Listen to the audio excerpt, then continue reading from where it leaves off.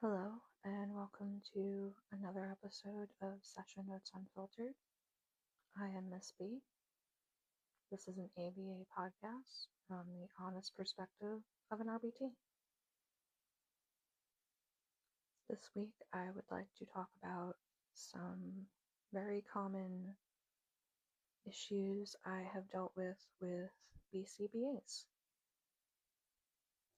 As someone who has that as a goal in my life now and has looked to the future of becoming a BCBA and is in college on my way to getting to that point,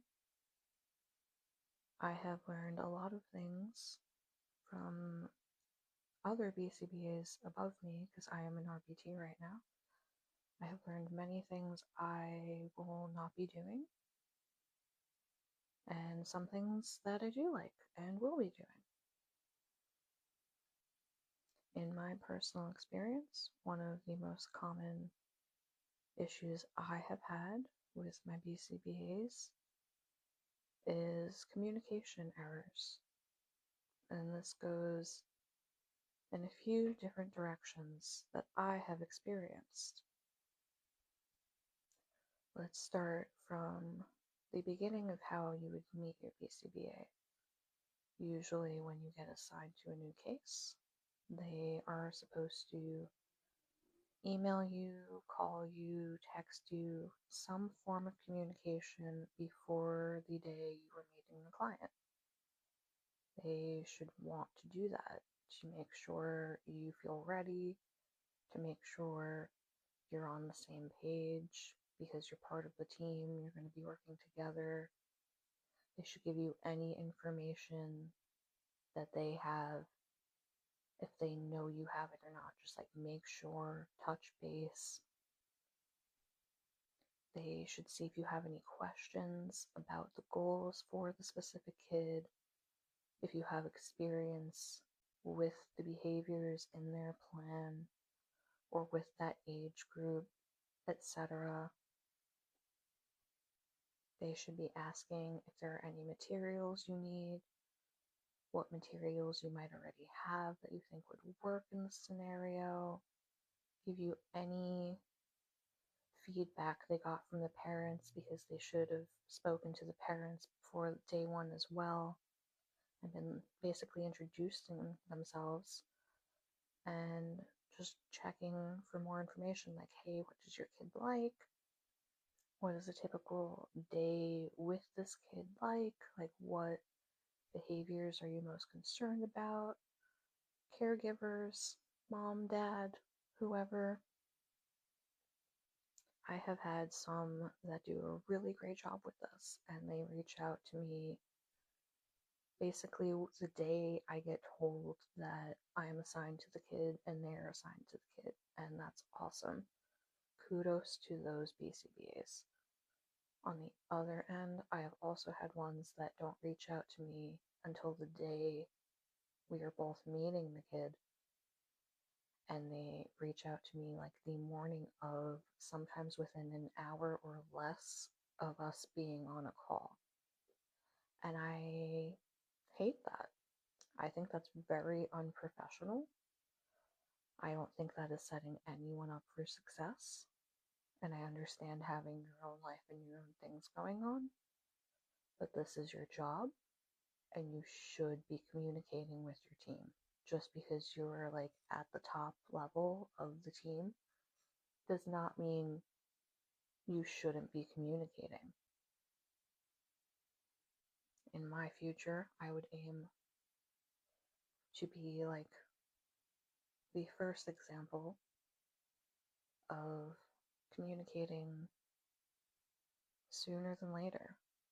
Even if it's not the first day that we get told we're assigned to this child, I would rather communicate at least 24 hours minimum before the RBT is coming in to meet that kid. I don't think that's very fair to leave them hanging and not even introduce yourself. It's weird. My next thought within this is I have had BCBAs the first day meeting be a range of expression, range of expectation. I have had some BCBAs that very clearly looked like they were not even paying attention to us, and I found that really weird and not helpful at all. I've had some that seemed like they were either doing schoolwork or just scrolling the web while they were watching us. Like they were not even looking at what looked like they were looking at us almost ever. And they were just clicking like the entire time, so it just didn't really make sense to me that they would be watching us. And I feel like that's unfair to me who's trying to learn and help this child, but it's also really unfair to the child and their family if you're going to be doing your own thing, not even watching, and you're getting paid more than me for doing that. Like, I am actually here doing the work, and you're just sitting on a video call with your face visible, but you're not giving any input throughout the entire session. That's really weird and also unprofessional, in my opinion. I feel like a lot of people would agree that's odd behavior. I have, on the opposite end of that, I have had some who are talking too much, where it almost seemed like they had an anxiety disorder and they were making that interfere with the session I was running.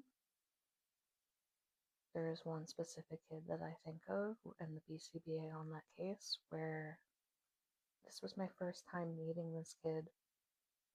They were more verbal than I was aware, but they would apparently pick and choose when they were verbal. And I think it was because the sweet girl did not really know me yet. And the BCBA was trying to force the connection by telling me to be much more enthusiastic and just almost trying to force her to be my friend. And for me, I am very laid back. I'm not going to. I thought that felt weird. I'm not going to force a connection this child is not ready for. I am a stranger and a new person.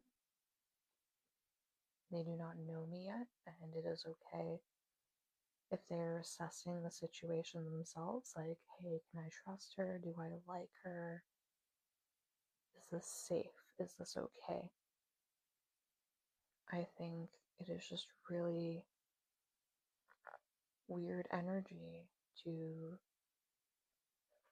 basically not stop telling me to do things every few minutes like I'm not doing enough.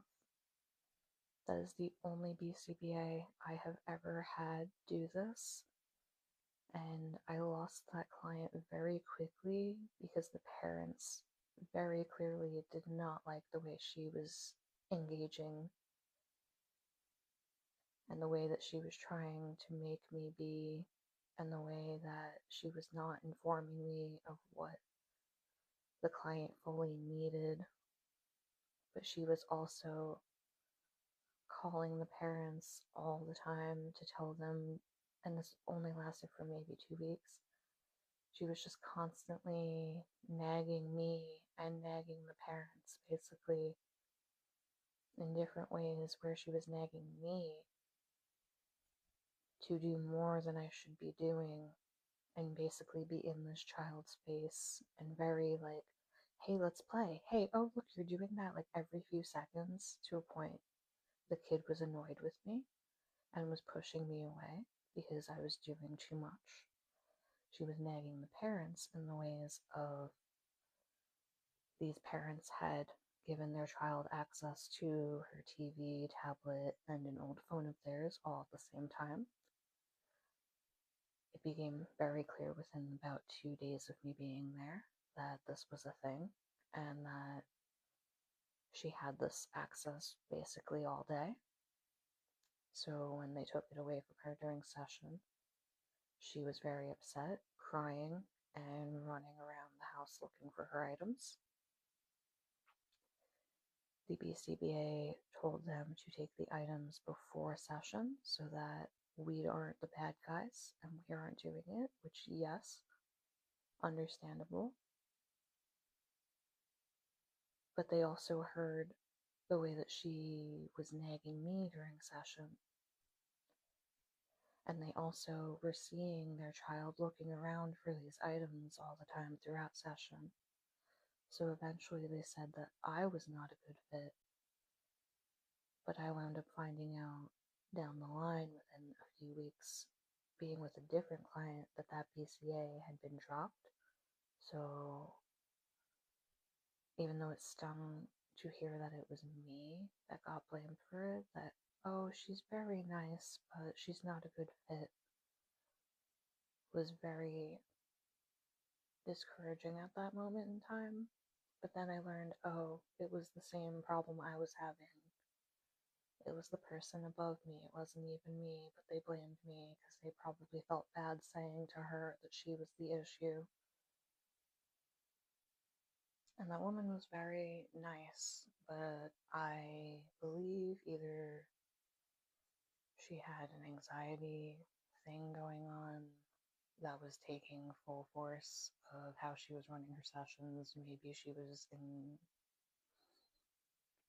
having too much caffeine. I am not sure, but she was nice, but it was to a point that she was annoying me as well. She was annoying me, she was annoying the client, she was annoying the child. She did not have very helpful directions with anything. Every activity she would tell me to go ask mom about, mom did not have the materials. This child engaged in a lot of property destruction, so I would go to ask the mom for bubbles. She had just gotten the bubbles. Bubbles are gone. They were poured out the day before. Mom got upset and awkward that I even asked her for things. BCBA would tell me to go ask for crayons or paint. Those also were either broken, thrown out, poured out, were not there, did not have access. One day, for some reason, when I asked for crayons, they did give me crayons, but they also gave me glitter glue for I am not sure what reason. I don't know what they expected me to do with the glitter glue. I forgot they even gave it to me because the BCBA was overwhelming me so much throughout session, just almost non-stop talking and telling me what to do, running the session from afar.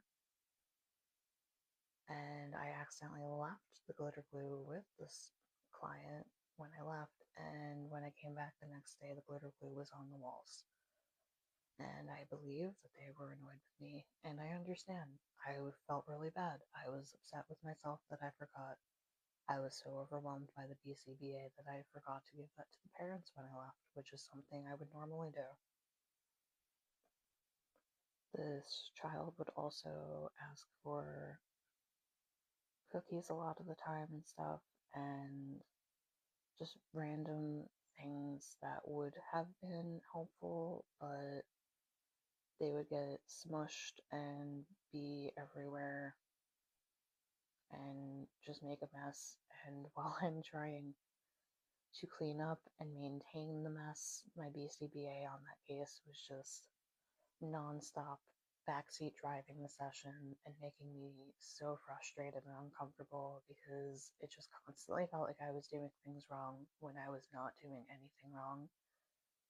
And I am fully aware of that because that's the only BCBA I have had like that. And I did tell them that I felt that way, and they apologized and said I was doing a good job, but they still clearly could not help themselves from backseat driving the session because it continued. I am honestly glad that that case did not last very long for me because the BCBA was really rough. The child was awesome. I have had BCBAs that are very bad at communicating when we are going to meet throughout the week, and these can be ones I've had for months and been with a client for months. And they sometimes will not tell me until the day of, or again, like within an hour of session starting, oh, hey, I'm gonna see you at this time. I find that so unprofessional. I feel like you should be telling me the day before, at a minimum, even if it's the weekend, you know that you're going to be working tomorrow. You sending me one text, you don't even have to respond unless I have a question. You sending me one text to just let me know, hey, I'm going to see you at blah, blah, blah time, even if it changes. At least I have an idea or basis of when you're going to be around, when we can talk about things, and that you're even going to be in session. I just find it so unprofessional, especially in a job of this level in life, to just not be telling the person going in and doing the work for you, to not be telling your technician when you're even going to see them, like they're a last minute thought for you. It's rude. Some of my favorite BCBAs are the ones that were just good at communicating and would tell me a day before, or at least much earlier in the day, so I was aware, oh, hey, yeah, I'm seeing that person later today. Cool. I can remember to bring my tablet and my earpods, because no, I do not bring them to every session, because if it's a session I'm bringing my bag in, I've had a lot of kids go through my bag, and not every house has an instance where I can put my bag up high enough for the kid not to get it. I've been in some houses that are very dirty. I can't even bring my bag in. I've been in some houses that there is just literally nowhere for me to hang my bag up. I have to put my bag down pretty low. I have had some kids try to go in my bag to steal my food. I have had kids try to steal my keys because my keychains are cool, or because kids in general just like keys. I've had kids try to go in my bag for whatever they think is in there, just for fun, because maybe mom lets them go through their bag sometimes, or maybe they just like doing that and they're not supposed to, but they do it for fun anyway. Kids are curious. Like, I am not bringing my expensive tablet to work with me every single day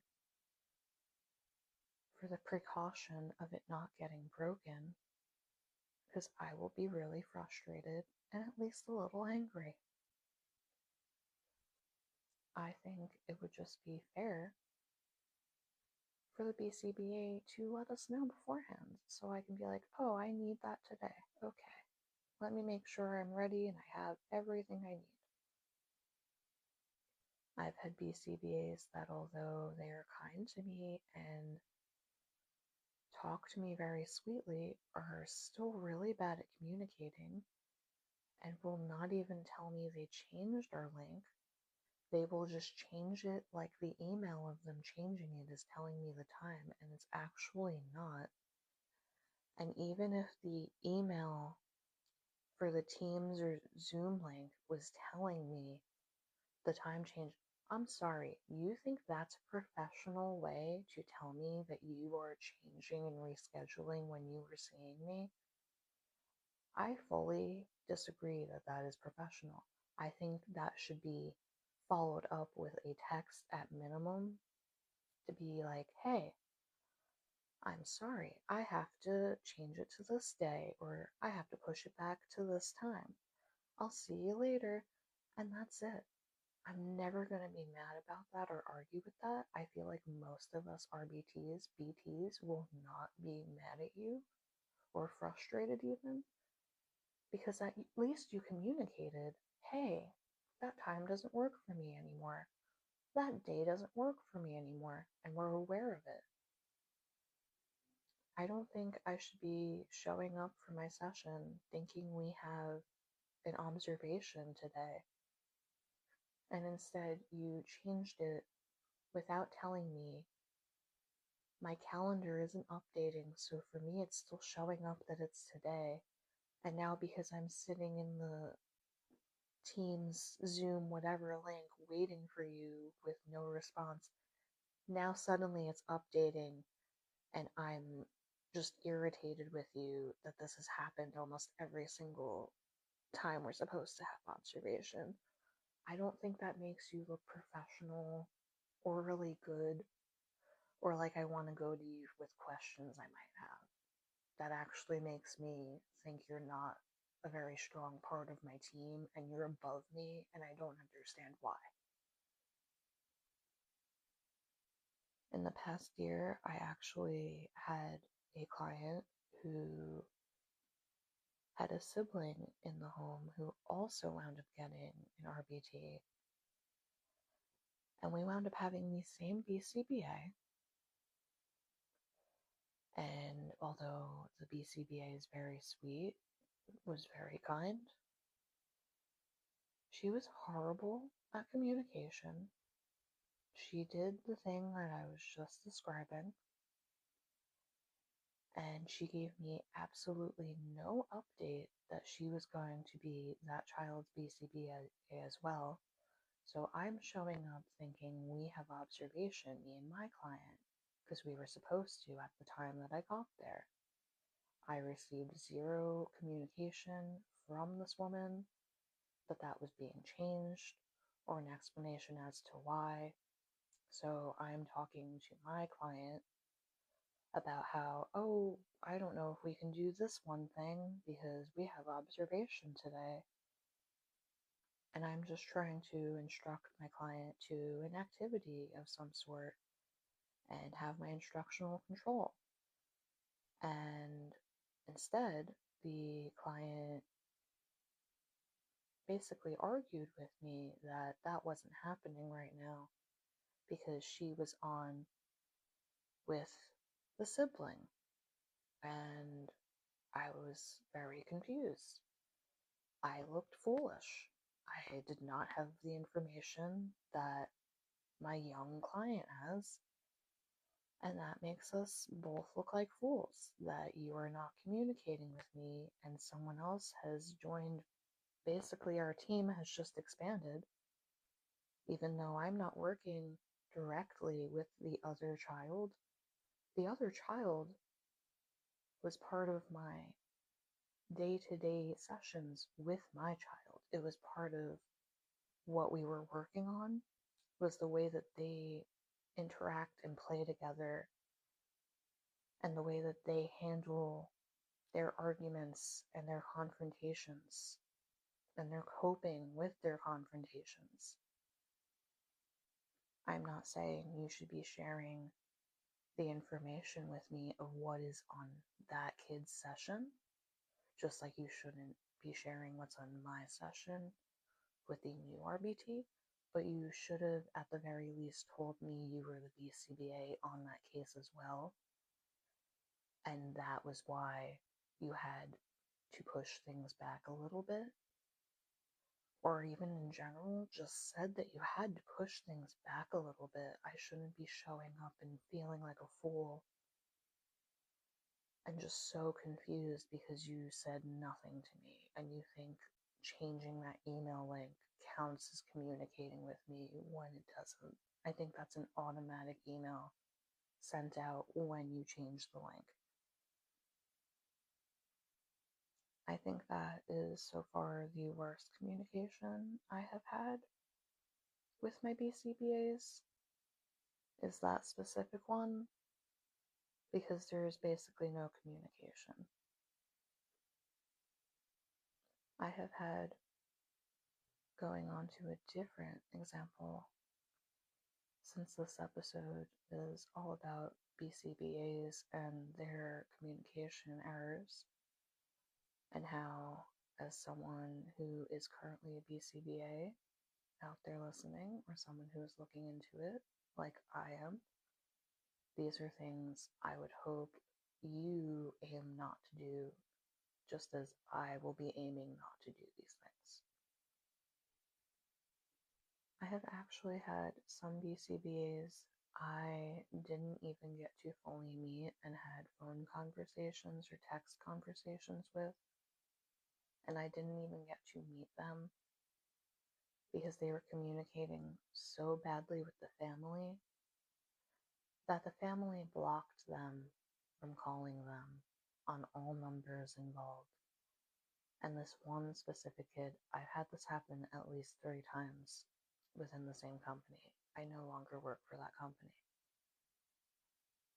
This one specific kid, I showed up to their house. I knocked on their door a few times, not overwhelmingly loudly, like I'm law enforcement or someone harassing them kind of deal, because that gives me anxiety that I even have to knock more than once, right? I could hear the brother of my client that I didn't even get to meet say to their mother, someone's at the door, and the mother shh them. So I got back in my car and I called the company, like, hey, I don't know what's going on. Pretty sure I heard this happen, like what I just said. And I feel very uncomfortable and I don't know what to do now. I don't even think they paid me for going out there. They just told me to go home after they tried calling them a few times. They basically were like, oh, just wait, like we're going to try and get in touch with them. They could not get in touch with them. They tried the mother who was inside. They tried the grandmother whose house it was. They tried the father who did not live there, but was involved sometimes in session kind of thing. Every single number was blocked. They could not get through to them. So I drive home. I cry a little bit on my way home because this was just so frustrating and upsetting. I think this was a kid that was at least 20 to 30 minutes out from me, so I just lost that gas money. It was at least 40 to 60 minutes to drive to and from, so it was very unfair to me. I'm not the one that did anything wrong. I didn't even meet the kid yet. I'm not the reason that this should have been happening. And about, I think, 3 days later, I get reached out to by them again, asking if I can go out to that same family again, saying that the mom reached out and said that she has no idea what happened and she's been so confused and wondering why no one came out. I declined them and I did not work for them after that because I could tell what happened. I could tell that they were clearly not communicating with them the way they had barely told me anything about the client other than where I was going. I had to look in the plan. Like, I had tried to reach out to my BCBA because they usually, when you're given a client, they send out at least a form or like an email. Gives you usually like the caregiver's phone number, at least one of them, maybe two, an email for them, the child's name and date of birth, so you know like how old your client is, and like that's like the least information you get.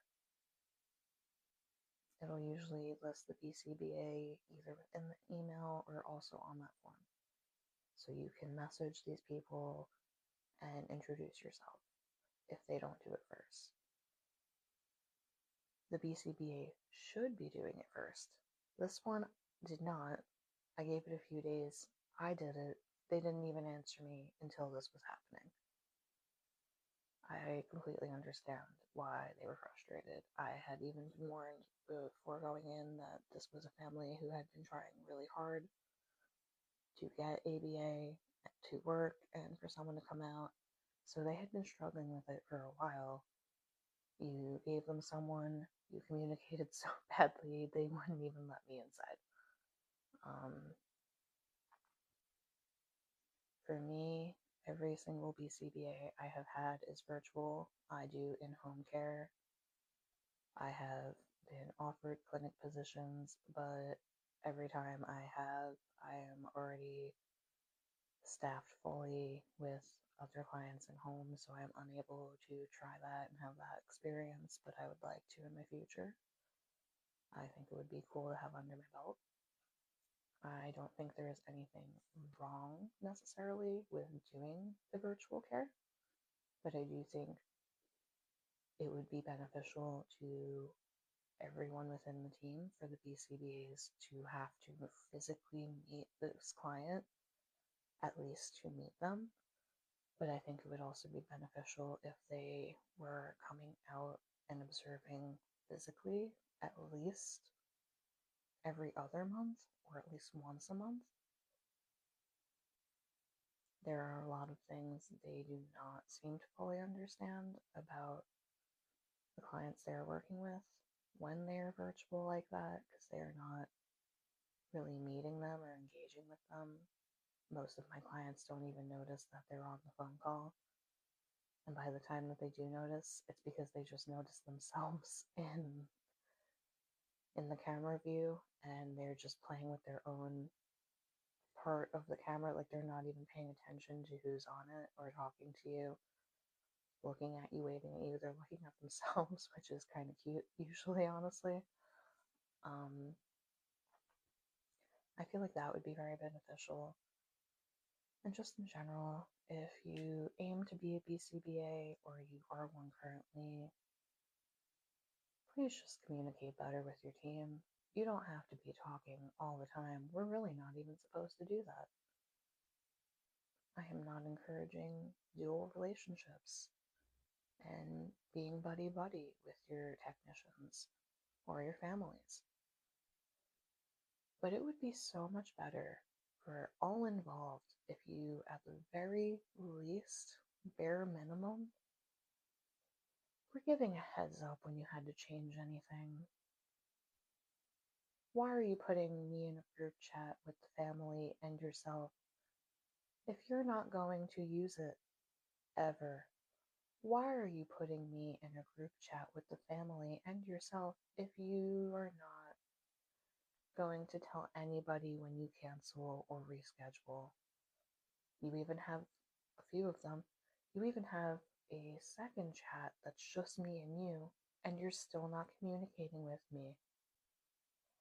Do not understand. I just want to help these kids the most that I can. I think it would be helpful if the communication was more on point within these scenarios. Because how are you going to tell me how to tell this kid how to have functional communication and social skills training, and you don't even have good ones yourself?